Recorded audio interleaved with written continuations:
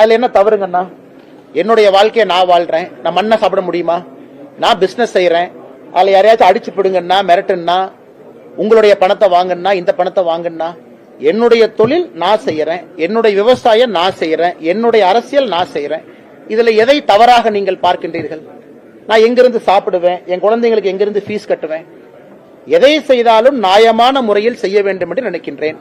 என்னை எந்த தொழிலும் செய்ய வேண்டாம் கையை கட்டி போட்டுவிட்டு உட்கார வச்சீங்கன்னா நான் எங்கிருந்து சாப்பிடுவேன்? நாளை காலையில் எங்கிருந்து நான் சட்டை போடுவேன்? எங்கிருந்து நான் அரசியல் பண்ணுவேன்? என் காருக்கு நான் டீசல் எங்கிருந்து போடுவேன்? அதனால எல்லா வேலைகளும் நான் செய்யறேன். செய்யக்கூடிய வேலைகள்ல தவறு நீங்க சொல்லுங்க. ஆனா இந்த கம்பெனி ஆரம்பிச்சீங்க, இந்த கம்பெனில தவறு இருக்கு சொல்லுங்க. இந்த கம்பெனி இன்கம் டாக்ஸ் கட்டல சொல்லுங்க. இந்த கம்பெனில ஜிஎஸ்டி கட்டல சொல்லுங்க. அதனால எந்த தொழிலுமே செய்யக்கூடாது என்று சொல்வதற்கு யாருக்கு இங்க உரிமை இருக்கு? நான் செய்யக்கூடிய தொழில யாருக்கு பாதிப்பு இருக்கு? நான் ஏதாச்சும் ஒரு கெமிக்கல் இண்டஸ்ட்ரி வச்சு அதுல ஏதாச்சும் ஒரு மீனை போய் சாவடிச்சுனா, தண்ணியை நான் பால் படுத்தினா, மாசு பண்ணா சொல்லுங்க. எந்த தொழிலை ஆரம்பிப்பதற்கும் எனக்கு உரிமை இருக்கு. இன்னைக்கு நான் கட்சியில மாநில தலைவராக நான் இல்லை. எனக்கு ஓடுவதற்கு நேரம் இருக்கு, மூச்சு விடுறதுக்கு நேரம் இருக்கு, என்னுடைய வேலையை செய்வதற்கு நேரம் இருக்கு, எனக்கு பொருள் ஈட்டுவதற்கு நேரம் இருக்கு, விவசாயம் செய்வதற்கு நேரம் இருக்கு, 4 இடத்துக்கு போறதுக்கு நேரம் இருக்கு, அயன்மேன் போறதுக்கு நேரம் இருக்கு, ஓடுறதுக்கு நேரம் இருக்கு. அதனால இது என்னுடைய நேரம், என்னுடைய வாழ்க்கை, நான் வாழ்றேன். அதே நேரத்தில் மக்கள் முன்பு நிற்கிறேன். அதனால நான் செய்வதில் என்ன தவறுன்னு சொல்லுங்க. இல்லன்னா நீங்க செய்வதில் இதான் தவறுன்னு கை காட்டினா நான் பதில் சொல்றேன். மற்றபடி திமுகவோ வேறு யாரோ ஒருத்தவங்க கை நீட்டி சொன்னால் என்ன தவறு செஞ்சேன்னு சொல்லுங்க. அதனால அப்படித்தான் நான் இருப்பேன். நியாயமான முறையில நான் பொருள் ஈட்டணும், அதை வைத்து நியாயமான அரசியலை நான் செய்யணும், அதை வைத்து என்னுடைய குழந்தைகள் என்னுடைய குடும்பம் நியாயமான முறையில வாழணும். என்னுடைய மனைவி வேலைக்கு போறாங்க, என்ன தவறு? வேலைக்கு அவங்க வாழ்க்கை அவங்க வாழ்றாங்க, அவங்க வேலைக்கு போறாங்க. நான் தொழில் செய்யற, என்ன தவறு? அதனால எதுவுமே செய்யக்கூடாதுன்னா வீட்டுல கையை கட்டி கொண்டு வாயை பொத்தி கொண்டு சும்மா நான் உட்கார்ந்து இருக்க முடியுமாண்ணா? நீங்களும் தொழில் பண்றீங்க, நான் 10 பேர்த்த சொல்றேன், ஆமா நான் ஸ்டாக் மார்க்கெட் இன்வெஸ்ட் பண்றேன், நீங்களும் போடுங்கன்னு சொல்றேன். கையில 1000 ரூபாய் இருக்கா, 10,000 இருக்கா, 25,000 இருக்கா? நானும் படிச்சிருக்கேன், இன்ஜினியரிங் படிச்சிருக்கேன், MBA படிச்சிருக்கேன், தலை சிறந்த பல்கலைக்கழகத்தில் படிச்சிருக்கேன். நான் ஸ்டாக் மார்க்கெட்ல போடக்கூடாதா? போடணும், நீங்களும் போடுங்க. இன்னைக்கு இளைஞர்கள் நானே 10 பேர்த்த சொல்றேன், ஸ்டார்ட் அப் பண்ணுங்க, தொழில் பண்ணுங்க, நல்லா சம்பாதிங்க, ஆரோக்கியமா சம்பாதிங்கன்னு சொல்லிட்டு நான் செய்யக்கூடாதா? அதையே நானும் செய்கின்றேன். 4 பேர்த்த வந்து விவசாயம் பண்ணுங்கன்னு சொல்றேன், அதே விவசாயத்தை நானும் பண்றேன். அதனால எதை செய்தாலும் கூட சொன்னாலும் கூட நான் செய்வதை மட்டும்தான் மக்களிடம் சொல்றேன், நான் சொல்றதை மட்டும்தான் நான் செய்யறேன். அதனால பத்திரிகை நண்பர்கள் யாராவது அண்ணே இதுல தவறு இருக்குன்னு சுட்டி காட்டுங்க, தவறு இருக்காது. அப்படி எனக்கு தெரியாம யாராவது தவறு செய்திருந்தாலும் கூட திருத்திக் கொள்கின்றோம். ஆனா இதனால மாசு பால் பெற்றுச்சு, இப்படி ஆயிருச்சு அப்படி ஆயிருச்சுன்னு சொல்லுங்க. அரசுக்கு வரி கட்டுறதுல தவறிட்டேன்னு சொல்லுங்க. நீங்க செய்யக்கூடிய தொழில தர்மம் இல்லைன்னு சொல்லுங்க. நான் செய்யக்கூடிய எல்லா தொழிலும் தர்மம் இருக்கிறது. உப்பு போட்டு சாப்பிட்றவன் நானு. தவறு இருந்தால் சுட்டி காட்டுங்கள். தொழிலே செய்யக்கூடாதுன்னா என்னன்னே நியாயம்? நான் என்ன சாராய கம்பெனி அண்ணே நடத்துறேன்? சாராய கம்பெனி அண்ணே நடத்துறேன்? நான் தொழில் செஞ்சா தானே நான் சாப்பிட முடியும். உங்க வீட்டுல டீசல் போட்டு காலைல அவங்களுக்கு வர்றாங்க, எனக்கு நீங்க 3000 ரூபாய் செலவு. அன்னைக்கு இப்ப பிளைட்டை பிடிச்சி நான் கோவாக்கு போகணும். கோவா மாநிலத்தினுடைய SIR அதுக்கு நான் தான் பொறுப்பு. லட்சதீப் மாநிலத்துக்கு நான் பொறுப்பு, கேரளா மாநிலத்துக்கு பொறுப்பு. லட்சதீப்புக்கு போயிட்டு வந்தீங்கன்னா பிளைட் டிக்கெட் 60,000 ரூபாய் ஆகும். யார் எனக்கு கொடுப்பா? கட்சியிலிருந்து நான் வாங்க மாட்டேன், 1 ரூபா கூட கட்சியிலிருந்து வாங்கியது கிடையாது. இன்னைக்கு கோவா பிளைட் டிக்கெட் போட்டு போறேன், பணம் யாரு கொடுப்பாங்கண்ணா? யாரு கொடுப்பாங்க? ரோட்ல உட்காந்து பிச்சை எடுக்க முடியுமா? கோயம்புத்தூருக்கு வெளியே கோகுலம் பார்க் ஹோட்டலுக்கு வெளியே அண்ணே நான் பாரதிய ஜனதா கட்சியில் இருக்கேன், நான் கோவா மாநிலத்துக்கு பொறுப்பாளர், ஒரு 10 ரூபாய் பிச்சை போடுங்கன்னு சொல்ல முடியுமா? நான் தொழில் செஞ்சுதான் ஆகணும், என் குடும்பத்தை நான் வாழ வச்சுதான் ஆகணும். குழந்தைங்களுக்கு ஃபீஸ் எங்க இருந்து கட்டுவேன்? நான் பாரதிய ஜனதா கட்சி தலைவரா இருக்கேன், 4 பேர் பணம் கொடுங்க அண்ணா, நீங்க புரிஞ்சுக்கண்ணா. இதெல்லாம் என்னுடைய அடிப்படை வேலை.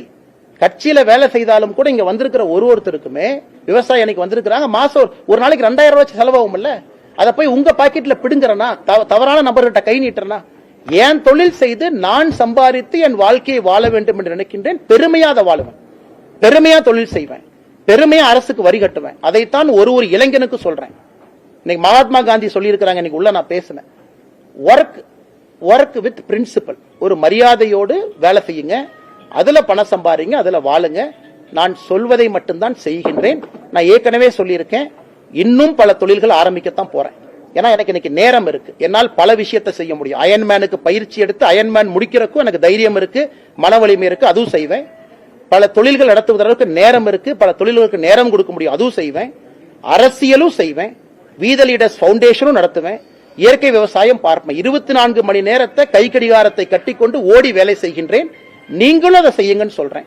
சோம்பேறியா வீட்டுல உட்காராதீங்க, பல இடத்துக்கு போங்க, பொருள் தேடுங்க, பல ஃபாரின் கண்ட்ரிக்கு போங்க, கத்துக்குங்க, டெக்னிக் கத்துக்குங்க, வந்து இந்தியாவில் இம்ப்ளிமெண்ட் பண்ணுங்க. அதனால இதுல எங்க தவறாகும்? ஏன்னா அண்ணன் கேட்ட சின்ன கேள்விதான், இருந்தும் ஏன் பெருசா பதில் சொல்றேன்னா, இதனால ஒரு 4 பேர்த்துக்கு ஊக்கம் அடையட்டும் என்ற காரணத்துக்காக சொல்லுகின்றேன். அதனால் நன்றாக வாழுங்கள், நிம்மதியாக வாழுங்கள், உங்களுடைய சொந்த காசுல வாழுங்க. தவறு செய்யும் போது சுட்டி காட்டுங்க. யாரு வேணாலும் என்ன வேணாலும் சொல்லலாம்.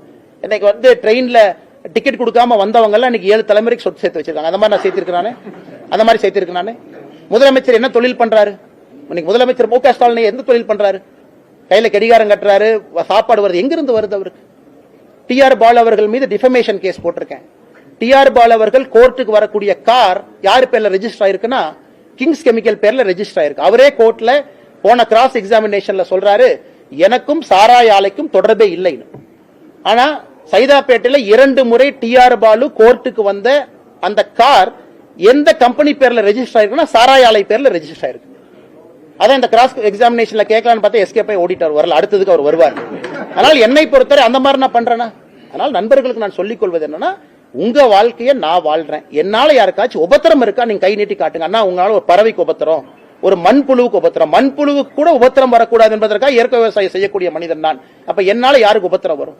கை நீட்டி காட்டுங்க. நீங்க செலவுகள்லாம் என்னோட நண்பர்கள் தான் பாத்துக்கிறாங்கன்னு சொல்லிருந்தீங்க. இப்ப முதலீடு செய்வதற்கான பணம் எங்க இருந்து? இல்ல, முதலீடு செய்வதற்கான பணம் அடிப்படை தேவையில்லையா? 5 லட்சம் ரூபாய் முதலீடு பண்றீங்க, அந்த பணம் உங்ககிட்ட இல்லையா? இந்த கம்பெனி என்ன 300 கோடி வச்சா முதலீடு பண்றோம்? அது எல்லாமே ஆன்லைன்ல இருக்கு. போய் ரெஜிஸ்டர் பண்ணி பாருங்க, கம்பெனி ஆக்ட்ல போட்டு பாருங்க, ஷேர் கேபிட்டல் எவ்வளவுன்னு பாருங்க. 1 லட்சம் 2 லட்சம் 3 லட்சம் ஷேர் கேபிட்டல் இருக்கும். அந்த கேபிட்டல் நீங்க போட மாட்டீங்களா? அந்த அளவு கூட எனக்கு தகுதி இல்லையா? அந்த அளவு கூட எனக்கு திறமை இல்லையாங்கன்னா ஒரு 5 லட்சம் ரூபாய் ஷேர் கேபிட்டல் என்னால போட முடியாதா? என் மனைவி வேலை செய்யறாங்க, நான் விவசாயம் பண்றேன், நான் 10 ஆண்டு காலம் காவல்துறையில பணி செஞ்சு நான் சேமிப்பு வச்சிருக்கிறேன், என் குடும்பத்தில் இருக்கிறாங்க. இன்னைக்கு எங்க அப்பா அம்மா விவசாயம் பாக்குறாங்க, இன்னைக்கு ஆடு குட்டி விற்கிறோம், என்னுடைய ரிலேட்டிவ்ஸ் இருக்கிறாங்க, எத்தனையோ பேர் பாக்குறாங்க. அதனால என்னால ஒரு 1 லட்சம் ரூபாய் 2 லட்சம் ரூபாய் கூட என்னால இல்லையா? ரோட்ல இருந்து பிச்சை எடுத்துட்டு இருக்கேன்.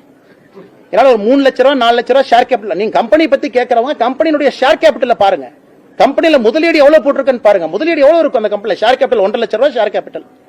1.5 லட்சம் ரூபாய் ஷேர் கேபிட்டல் போட்டு ஒரு நிறுவனத்தை ஆரம்பிக்க முடியாதா? அல்லது 5 லட்சம் ரூபாய் போட்டு ஆரம்பிக்க முடியாதா? அல்லது 10 லட்சம் போட்டு ஆரம்பிக்க முடியாதா? அல்லது லோன் வாங்க முடியாதா? அதனால கேள்விகள் என்ன? இது யாரும் 10,000 கோடி 20,000 கோடி கம்பெனி நடத்தல. அது நடத்தினா நான் சந்தோஷப்படுவேன். இன்னும் 20-30 ஆண்டுகள் கழித்து அந்த அளவுக்கு வளர்ந்தால் நான் சந்தோஷப்படுவேன். அரசுக்கு நாங்க வரி கட்டி இருக்கணும், எங்களால ஒரு 50,000 பேருக்கு வேலை கொடுத்திருக்கணும். சந்தோஷம் தான். அது நடந்தால் நடக்கட்டும், ஆண்டவன் நம்புவோம். அதனால எதுவுமே செய்ய முடியாதுன்னா எப்படிங்கண்ணா? பீகார் எலெக்ஷன் ரிசல்ட் நாளைக்கு வருது. எக்ஸிட் போல்றது வருமா இல்ல தமிழ்நாடுக்கு என்ன மாதிரியான ஒரு? அண்ணா எனக்கு தெரியலங்கண்ணா. இன்னைக்கு பீகாரை பொறுத்தவரை நான் ஏற்கனவே சொல்லி இருப்பது, பிரசாந்த் கிஷோர் அது ஒரு ஒரு ஒரு ஒரு மிக முக்கியமான ஒரு மனிதர். அவர் இருக்கக்கூடிய வாக்கு என்பது மிக முக்கியமான ஒரு வாக்கு.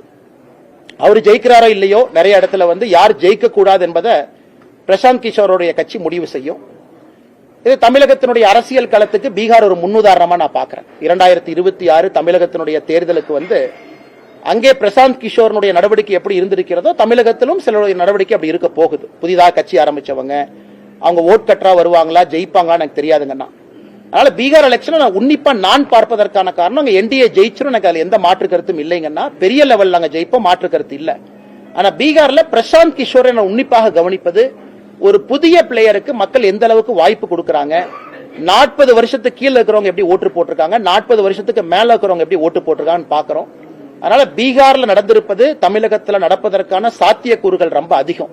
குறிப்பா அந்த இன்குபென்ட் பிளேயர், அந்த 3வது வரக்கூடிய மனிதர் 20% தாண்டிட்டாருன்னா பிரச்சனை இல்லைங்கண்ணா. அந்த 3வதாக இருக்கக்கூடிய ஒரு கட்சி 20% தாண்டாம 20%க்குள்ள இருக்கிறாங்கன்னா அந்த கட்சி வெற்றி வாய்ப்பை அந்த கட்சி உறுதி செய்யும். யாரு ஜெயிக்கிறாங்க யாரு தோக்குறாங்க நம்பர் 1 நம்பர் 2க்கு இம்பார்ட்டன்ஸ் இருக்காது. நம்பர் 3 முடிவு பண்ணுவார் யார் நம்பர் 1 நம்பர் 2. அது பீகார்ல இருந்து நம்ம கிடைக்கக்கூடிய முதல் படிப்பனை, அதை பார்க்கணும். இரண்டாவது, பீகார்ல கிட்டத்தட்ட கடந்த 20 ஆண்டுகள்ல 18 ஆண்டுகள் நிதிஷ்குமார் அவர்கள் முதலமைச்சராக இருந்திருக்கிறாங்க. ஆனால் இன்னைக்கு மறுபடியும் என்டிஏக்கு வாய்ப்பு வரும் பொழுது மக்கள் எந்த அளவுக்கு ஒரு லீடர்ஷிப்பின் மீது நம்பிக்கை வைத்திருக்கின்றார்கள் என்பது இரண்டாவது நான் பார்க்கக்கூடிய விஷயம். மூன்றாவது, பாரதிய ஜனதா கட்சி இன்னைக்கு வந்திருக்கக்கூடிய எக்ஸிட் போலை பார்க்கும் பொழுது ஒரு சரித்திரமாக பீகாரில் அதிகப்படியான எம்எல்ஏக்களை பாரதிய ஜனதா கட்சி வெல்ல இருக்கிறது. இன்னைக்கு எக்ஸிட் போல பார்க்கும் பொழுது இதுவரை எத்தனை எம்எல்ஏக்களை பாரதிய ஜனதா கட்சி வென்றிருக்கிறதோ அதை தாண்டி வெல்லும். அது பாரதிய ஜனதா கட்சியினுடைய வளர்ச்சி பீகார்ல. அதனால இந்த மூன்றையும் நாளைக்கு நான் உன்னிப்பா 14ஆம் தேதி ரிசல்ட் வரும்போது நான் பார்க்க போறேன்.